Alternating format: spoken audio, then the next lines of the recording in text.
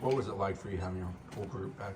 It was great, obviously, for all the obvious reasons, but it was also weird. You know, that game was September 28th, and it genuinely felt like it was our first game of the season. You know, like we've talked about, it was our first game having everyone since our first game, and the only game since our first game.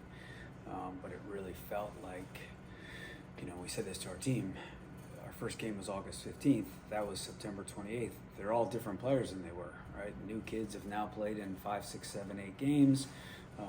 Other players have returned from a World Cup, and they're different. And so they all have to bring their confidence and who they are now to the table. And we're trying to put players with the right players and balance lineups and give everybody opportunities, while still, most importantly, win a game, which is exactly what you do earlier in the season.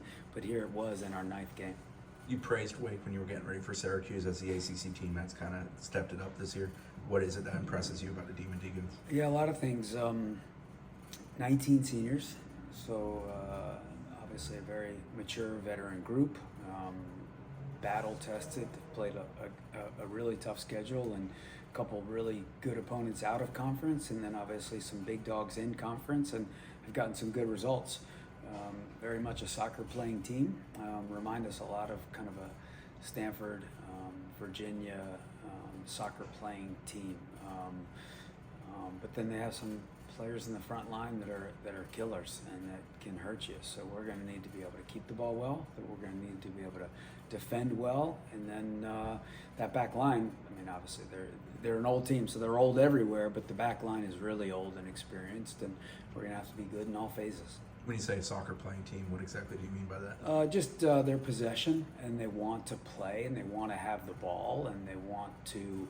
They're not very direct. They can play a little bit bigger and in behind, but it's not really what they want to do. They want to put the ball down from goal kicks and play short and connect passes, and you know, kind of the benchmark for. And we have a goal each game in terms of how many passes we want to connect, and. Really anything above 350 to 400 is good, and this team is consistently, Wake is consistently above 400 connected passes per game, and that's a high level, and that's what they like to do. You said last week, this conference, there's no easy game top to bottom. Obviously Wake, but you got a couple road games coming up before you guys are back here. Just the challenges in navigating that and kind of keeping that focus, because like you said, there's some tough games ahead of you guys. Yeah, really tough. You know, it's always hard when you go away for 2 games because kids are out of their own beds for 5 nights or whatever it is, and we're going to play a very tough, physical, talented team. The other thing about Wake is they've committed more fouls than any team in the league, so it's going to be a physical battle, right? So and then we're gonna have to recover and travel right in between games and play against what is typically one of the most physical, competitive teams in the league at Va Tech, who also has had some really good results. And then you come home and then you travel again to BC, who tied among other results, actually beat Va Tech, tied Notre Dame, and new coach, and they're fighting their tails off for their new coach. So and then come home for a stretch of Virginia, Pitt, and UNC in a matter of 8 days. So kind of the rubber is hitting the road or meeting the road here. I'm not good on phrases, we've learned that before. But it's where it's nice to have a full complement of players. Yeah. It's nice to have one opportunity to play a game at home before we started this 3-game road stretch. I think Saturday night couldn't have gone any better. It wasn't our best performance in some areas, but don't care. We won the game, got a lot of kids a lot of opportunity, and got to reacclimate themselves with each other and prepared to continue to grow from it. And it's been what Chris said with Wake, and like you said, the way they like to play stylistically with your high press. You know, how do you guys match up with them, and how are you looking to exploit them? Like you said, they like to play out of the back. Is there somewhere you could exploit there? Yeah, I mean, we have to be. You know, last year's team was so old and veteran, and didn't need to do a whole lot of teaching, right? And this group is different because they're new and they're young with some mix of some older players. So you got to be really buttoned up. Otherwise, good teams can exploit that.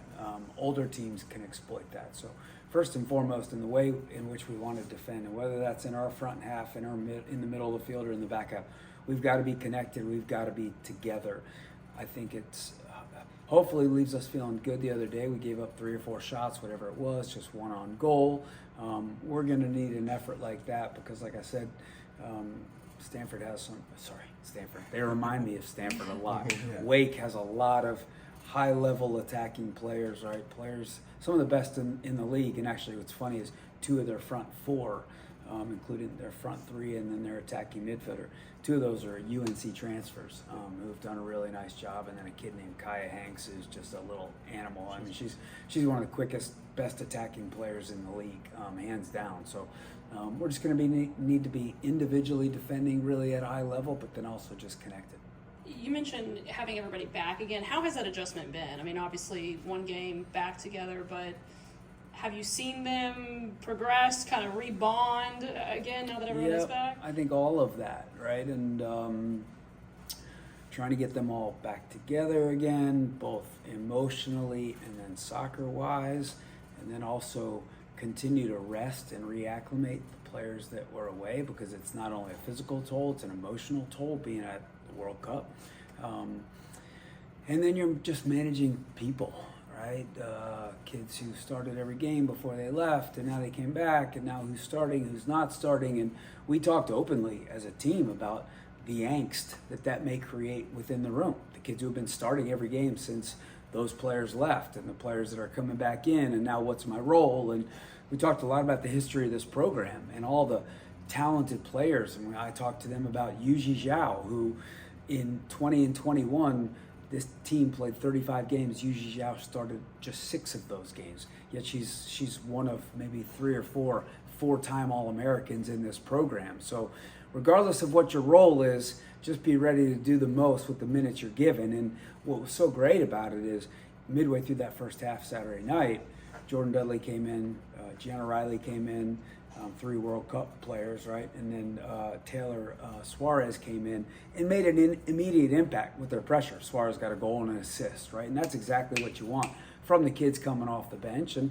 now we got to figure out, okay, well, who are we going to roll out, to start this weekend?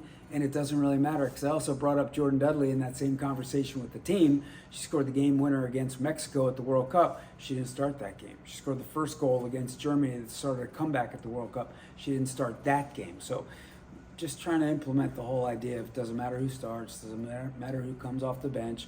It's all about our team, and we got to do what we got to do to win games.